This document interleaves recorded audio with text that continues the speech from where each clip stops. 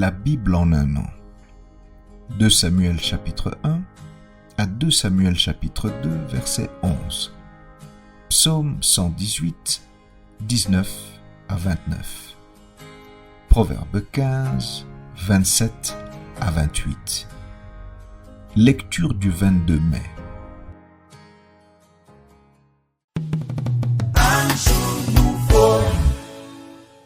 Jean chapitre 12, versets 20 à 50. Quelques Grecs, du nombre de ceux qui étaient montés pour adorer pendant la fête, s'adressèrent à Philippe de Bethsaïda en Galilée et lui dirent avec instance : « Seigneur, nous voudrions voir Jésus. » Philippe alla le dire à André, puis André et Philippe le dirent à Jésus. Jésus leur répondit : « L'heure est venue où le Fils de l'homme doit être glorifié. En vérité, je vous le dis, si le grain de blé qui est tombé en terre ne meurt, il reste seul. Mais s'il meurt, il porte beaucoup de fruits. Celui qui aime sa vie la perdra, et celui qui hait sa vie dans ce monde la conservera pour la vie éternelle. Si quelqu'un me sert, qu'il me suive. Et là où je suis, là aussi sera mon serviteur. Si quelqu'un me sert, le Père l'honorera. Maintenant mon âme est troublée. Et que dirais-je ? Père, délivre-moi de cette heure. Mais c'est pour cela que je suis venu jusqu'à cette heure. Père, glorifie ton nom. Et une voix vint du ciel.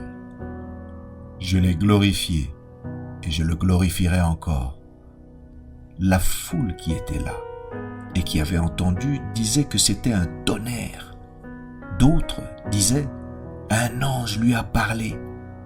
Jésus dit, ce n'est pas à cause de moi que cette voix s'est fait entendre, c'est à cause de vous. Maintenant a lieu le jugement de ce monde. Maintenant le prince de ce monde sera jeté dehors. Et moi, quand j'aurai été élevé de la terre, j'attirerai tous les hommes à moi. En parlant ainsi, il indiquait de quelle mort il devait mourir. La foule lui répondit : « Nous avons appris par la loi que le Christ demeure éternellement. Comment donc, dis-tu, il faut que le Fils de l'homme soit élevé ? Qui est ce Fils de l'homme ?» Jésus leur dit : « La lumière est encore pour un peu de temps au milieu de vous. Marchez pendant que vous avez la lumière, afin que les ténèbres ne vous surprennent point. Celui qui marche dans les ténèbres ne sait où il va. Pendant que vous avez la lumière, croyez en la lumière, afin que vous soyez des enfants de lumière. » Jésus dit ces choses, puis il s'en alla et se cacha loin d'eux. Malgré tant de miracles qu'il avait faits en leur présence, ils ne croyaient pas en lui, afin que s'accomplît la parole qu'Ésaïe, le prophète, a prononcée. « Seigneur, qui a cru à notre prédication ? Et à qui le bras du Seigneur a-t-il été révélé ? Aussi ne pouvaient-ils croire, parce qu'Ésaïe a dit encore : il a aveuglé leurs yeux, et il a endurci leur cœur, de peur qu'ils ne voient des yeux, qu'ils ne comprennent du cœur, qu'ils ne se convertissent et que je ne les guérisse. » Ésaïe dit ces choses lorsqu'il vit sa gloire et qu'il parla de lui. Cependant, même parmi les chefs, plusieurs crurent en lui. Mais à cause des pharisiens, il n'en faisait pas l'aveu, dans la crainte d'être exclus de la synagogue. Car ils aimèrent la gloire des hommes plus que la gloire de Dieu. Or, Jésus s'était écrié : « Celui qui croit en moi, non pas en moi, mais en celui qui m'a envoyé. Et celui qui me voit, voit celui qui m'a envoyé. Je suis venu comme une lumière dans le monde, afin que quiconque croit en moi ne demeure pas dans les ténèbres. Si quelqu'un entend mes paroles et ne les garde point, ce n'est pas moi qui le juge, car je suis venu non pour juger le monde, mais pour sauver le monde.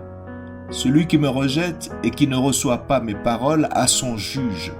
La parole que j'ai annoncée, c'est elle qui le jugera au dernier jour. Car je n'ai point parlé de moi-même, mais le Père qui m'a envoyé m'a prescrit lui-même ce que je dois dire et annoncer. Et je sais que son commandement est à la vie éternelle. C'est pourquoi les choses que je dis, je les dis comme le Père me les a dites.